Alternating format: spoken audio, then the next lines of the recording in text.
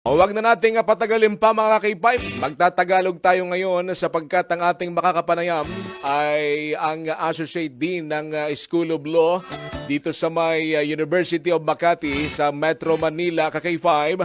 At makakasama natin ngayon sa ating Zoom si Attorney Cecilio Nunoy Duca. Attorney, magandang tanghali po at welcome to the program, sir. Maupay nga kulo pagkasamang Reggie sa Opo. ato mga kasangkay. Thank you, attorney. Nakakapagsalita kayo ng waray-waray, sir. Konti lang, konti lang. Opo, opo. Madalas kayong magawi dito sa Tacloban, sir, sapagkat kung hindi po ako nagkakamali, kinukuha din po kayong resource person sa ilang mga seminars sa education at sa field ng law, kung hindi ako nagkakamali, sir. Yeah, tama yun. At kasamang Reggie sa IBP sa Leyte. At saka dyan sa mga law schools natin dyan sa Tacloban, sa Deborep at saka sa St. Paul. Wow, opo, opo. At nakakwento kayo minsan sa akin, kahit si Attorney Leo Heron ay kilala din po kayo, Attorney Ay. Duca. Okay, bigyan natin yan si Atty. Leo. Opo, opo. Sir, huli ko po kayong nakapanayam, medyo matagal-tagal na at iba pa po ang posisyong hinahawakan po ninyo. Ngayon po, kayo po ay full-time sa University of Makati, sir. Oo, nasa Kwantay School of Law. Associate din tayo. At saka ako rin yung legal counsel ng University of Makati. Wow, opo. At medyo malayo-layo na po ang narating ninyo, sir. At wala ba kayong planong sumali ngayon sa gobyerno? At I know, marami kayong kakilala na malapit sa ating Pangulo, sir. Hindi ba kayo interesadong humawak ng mga posisyon sa gobyerno? Mahirap yan kasama Reggie at saka magulong ang panahon ngayon. Kaya okay na tayo sa ating buhay ngayon. Opo. And again, congratulations din po sa pagkakapasa. Pagkakapasa ba or nagte-take pa lang ng bar, sir, ng inyong anak? Waiting tayo sa result. Baka daw sabi ng Supreme Court this coming Friday sa December 13. Hopefully. At sana makalusot. Opo. And we are hoping and praying, sir, na maipapasa po ninyo, maipapasa po ng anak po ninyo itong bar exam para po nang sa gayon may makapartner na kayo sa inyo pong practice. Ay, sana nga. Sana. Salamat. Opo, opo. Sir, isa po sa mga mainit na pinag-uusapan ngayon, itong impeachment complaint sa ating pong Vice Presidente at nung nakarang araw, nag-file po ang pinakaunang grupo, mga multi-sectoral groups ang nag-file kasama si Senadora Laila de Lima at ang kinatawag ng Akbayan Part List. At kahapon, ang grupong bayan kasama ang nasa 75 mga individual ang tumayong complainant naman para sa pangalawang impeachment complaint, sir, dito sa House of Representatives. Para po sa kaalaman po ng ating mga kababayan, ano po ba ang impeachment, ang proseso ng impeachment at gaano po katagal ang prosesong ito, attorney, given sa inyo pong political law expertise, Attorney Duca? Go ahead po. Okay, kasamang Reggie at mga kababayan, no? Ang impeachment ay paraan para tanggalin sa pwesto ang isang impeachable official. Ito ang mga impeachable officials natin sa Article 11 ng 1987 Constitution, ang presidente, ang vice-presidente, ang mga miyembro ng Korte Suprema, yung mga miyembro ng Civil Service Commission, COMELEC, Commission on Audit, at saka yung Ombudsman. Kailangan yan, mayroong complaint at na-file na nga po, ipina-file yan sa House of Representatives. At kailangan ito i-endorso ng kahit na isa man lang na representative o congressman. At mukhang in-endorse naman. At pag na-endorso po yan, idadaan ito doon sa kanilang Justice Committee ng House of Representatives at pagbobotohan po ito. Kailangan nila ng 1/3 vote. So 1/3 ng total number ng mga representatives, sila ho ay 316 yata ngayon, so 1/3 yan. Pag nakuha po nila yan, dadalhin ito sa Senado, at ang Senado naman ho gagawa ng paglilitis, katulad ng mga nasaksihan natin noong karaang panahon, at kailangan din po nilang bumoto.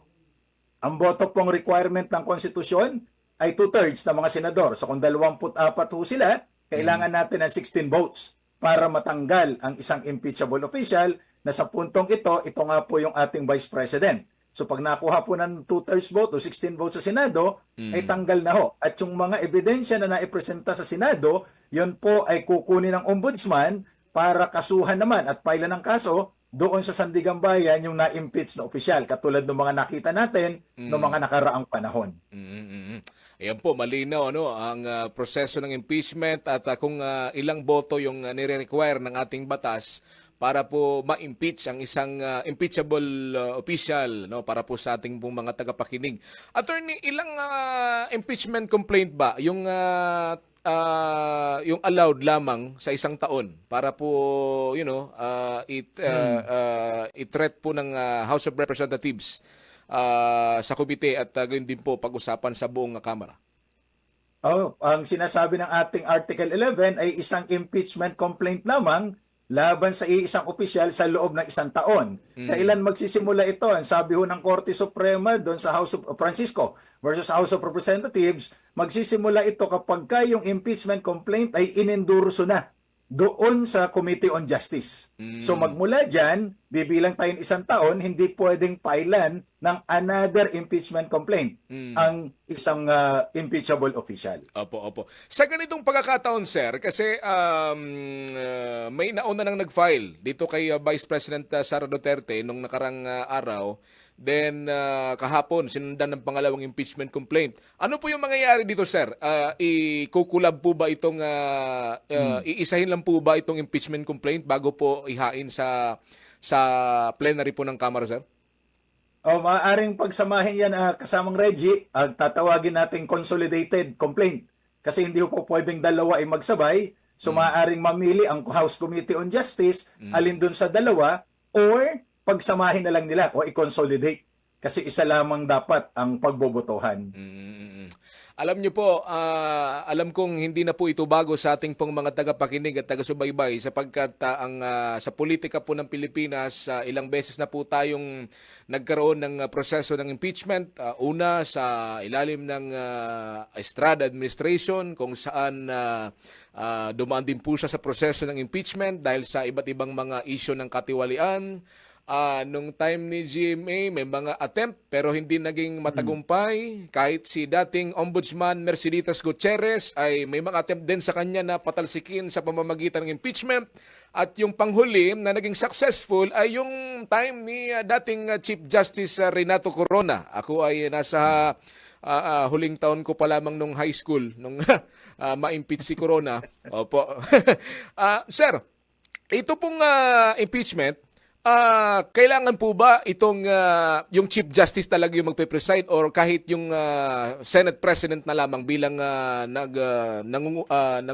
ang leader ng Senado, sir? Tatayong impeachment court, sir. Okay, magandang tanong yan, Attorney Reggie. Ang sinasabi ng ating saligang batas, kapag kasamang Reggie, na-promote kita. Ang sinasabi ng ating saligang batas, kapag itong presidente ng Pilipinas ang nakasalang sa impeachment, ang magpe-preside ay yung Chief Justice. Kaya nakita natin ito nung panahon ni Presidente Estrada. Pero nung panahon ni Chief Justice Corona, hindi naman presidente ang nakasalang, kaya ang presiding officer ay yung Senate President. Dahil siya naman ang talaga nagpe-preside sa Senado. So yan po, malinaw po. Kung presidente ang inireklamo, siya po ang paksa ng impeachment complaint, yung Chief Justice, yung tatayong presiding officer. At kung ibang official, maliban sa Pangulo, ay ang Senate President na ang tatayo bilang presiding officer ng session, sir. Tama po yun. Opo. Ngayon po, sir, sa sitwasyon po ng politika ng bansa na ito pong inireklamo ay dating kapartido ng presidente. At dati po silang magkalyado, magkasama sa isang partido at sabay po nananalo. Sa tingin po ninyo, Attorney Duca, sa inyo pong analysis, kumusta po kaya ang tsansa na mag-prosper itong impeachment complaint kahit pa lamang sa Kamara pa lamang na level, Attorney Duca? Sa tingin ko, Attorney, kasamang Reggie, no? Kailangan mo na talaga mag-aral sa School of Law. Alam mo, kasamang Reggie, sa House, sa tingin ko, sa sitwasyon ngayon, baka, kasi malamang nakumbinsi na sila doon sa mga committee hearings na ginawa nitong Quadcom at saka nung Committee on good government ng House. Mm. Pero pagdating sa Senado, sa tingin ko, kailangan natin ng 16 votes eh. Mhm. Pero malay natin, ano? Wala namang forever. Tulad nga niya, naghihiwalay talaga ang mga tao, kahit yung magkapartido, ay malay mo naman, marami ang kumampi para talagang ma-impeach ang Vice President. Pero tingin ko parang 50-50, no? Personal ko lang naman itong assessment. Mukhang 50-50 tayo sa Senado. Dahil marami na nagpapahayag na sinusuportahan yung Pangulo na ayaw naman daw ng Pangulo na ipa-impeach yung kanyang Vice President. Opo, at halos nagkakapareho po tayo ng pananaw at yun po, may mga political analyst na nagsasabi na medyo magiging madali yung pag-usad ng impeachment sa Kamara sapagkat parang majority yata sa House of Representatives ay pabor na umakyat yung impeachment complaint sa Senado, pero dito sa Senado mukhang marami pa rin ang mga senador ang malabnaw doon sa pananaw kung kailangan na ba talagang ma-impeach ang pangalawang Pangulo sapagkat malaking boto yung kakailanganin nito, una, at pangalawa, may mga kaalyado pa rin ang Vice President sa Senado, Attorney Duca. Ay, marami na. Diyan Senator Bato, si Senator Robin Padilla. At syempre, yung loyal sa kanila, si Bongo, di ba? So marami yan. Baka marami rin kakampi. Baka hindi natin maabot yung 16 votes. Kaya medyo tingin ko mukhang hindi kakayanin. Sa tingin po ninyo, Attorney Duca, ano po yung mga posibleng magpabago sa desisyon itong ng mga senador na tatayong huwis sa impeachment court na ito?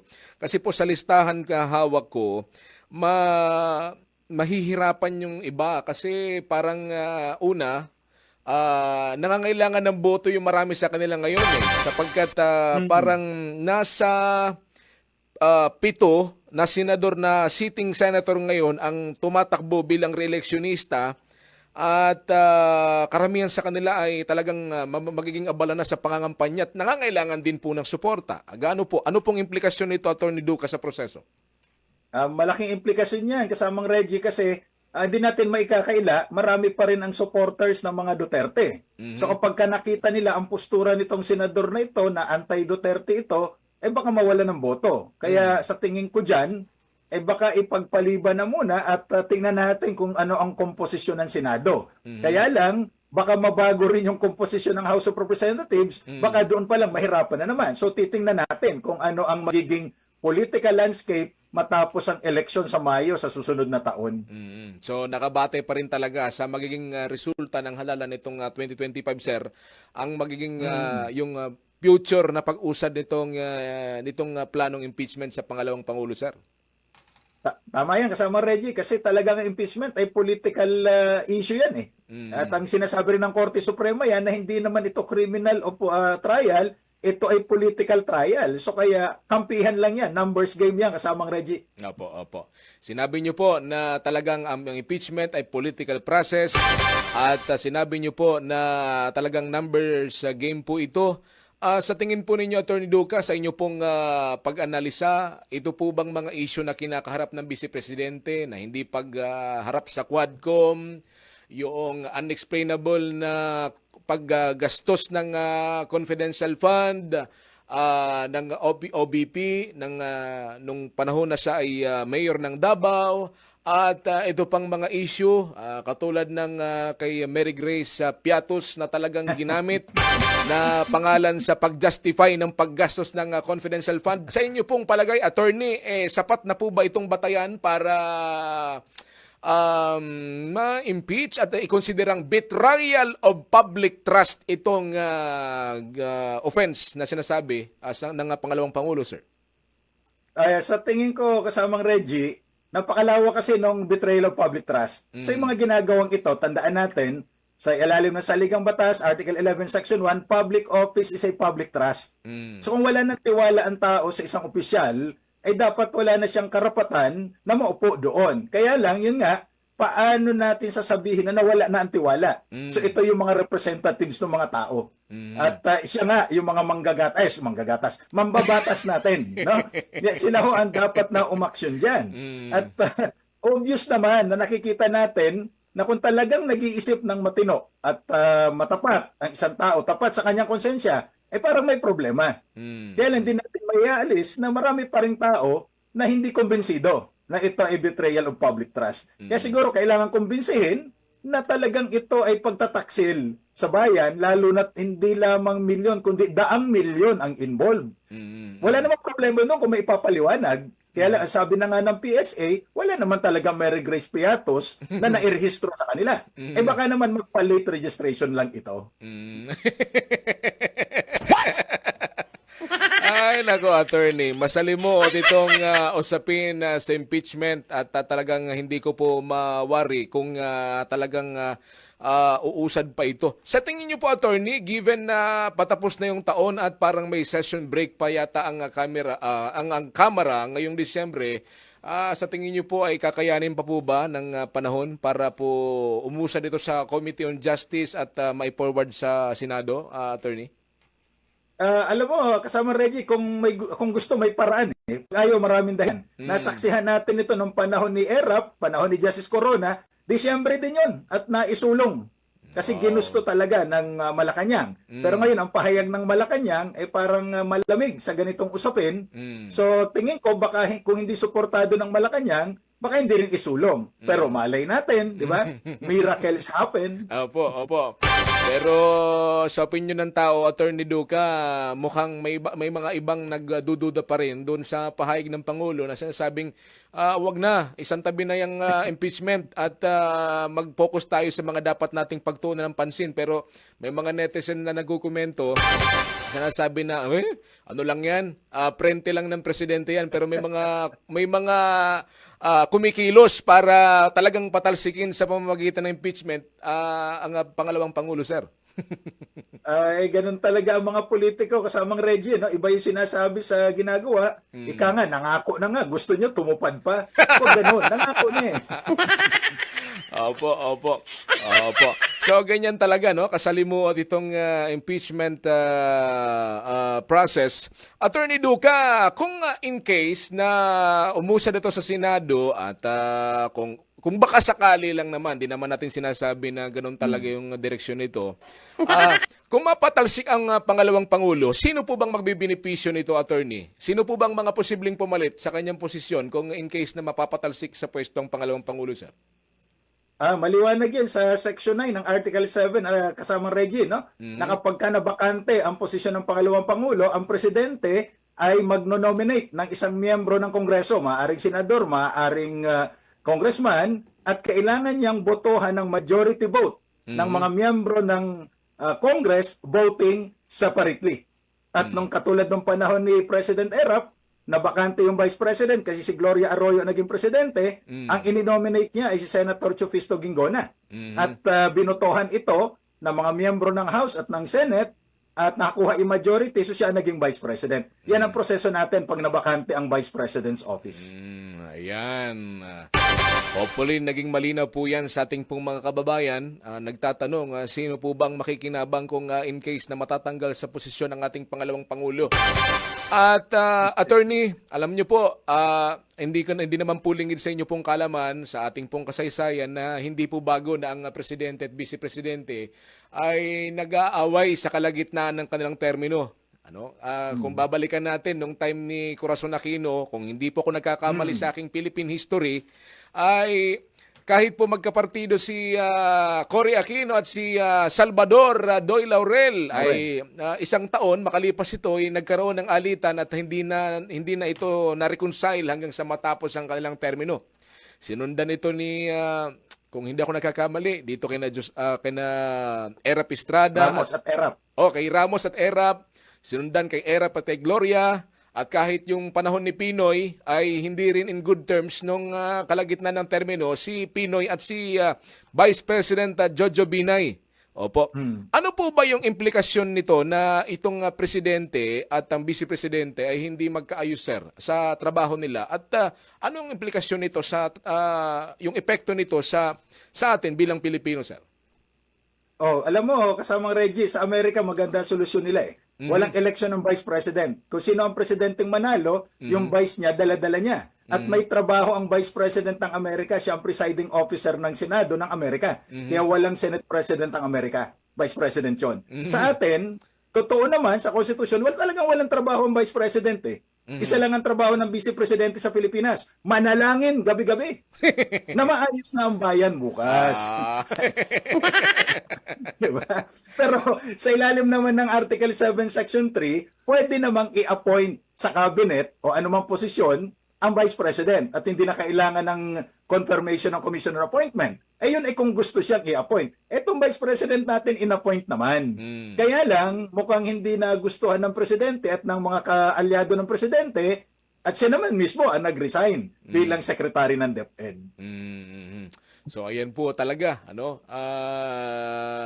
di ko alam kung hanggang saan at ano ang magiging direksyon ng administrasyong ito given na talagang malabo na daw na magkaayos pang dalawa ayon sa mga political analyst, Attorney Duca. Mukhang malabo na kasamang Reggie kasi yung Vice President na mismo ang nagsabi na never again daw at nasa point of no return na sila. Sabagay wala talagang forever eh. Lahat ng tatapos, tanongin niyo pa si Maris. Opo, at talagang sinunog na ng pangalawang Pangulo ang tulay na nagdudugtong sa kanilang relasyon ng ating Pangulo, Attorney Duca, sir. Yeah, tama yung kasamang Reggie. Talagang mukha na, irreconcilable na. Kumbaga, ang solusyon sa mag-asawa dyan ay nullity of marriage na at hindi lamang legal separation.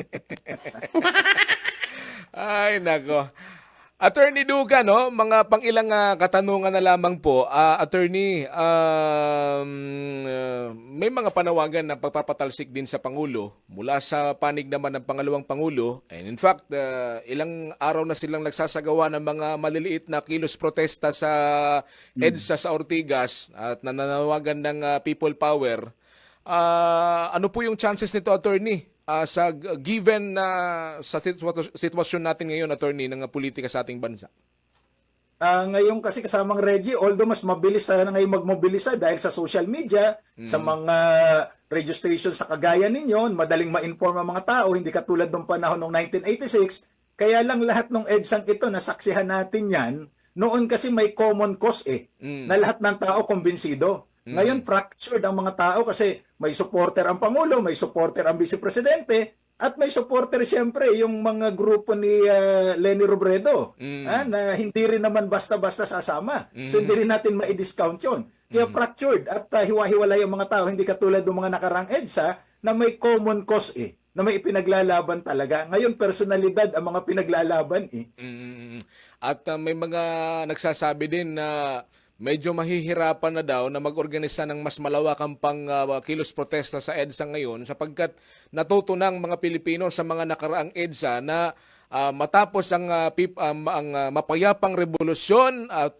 pagpapalit ng administrasyon ay mga kurap pa rin at mga magnanakaw pa rin sa gobyernong nakaupo ngayon, Attorney Nonoy Duca. Ay, nako, tama ka dyan kasamang Reggie. Kaya nga sa waray permanenteng kaaway, waray permanenteng sangkay. Ang permanente la buhay-buhay. Eksakto ko din Attorney. Ngayon mo baga pag-analisara po.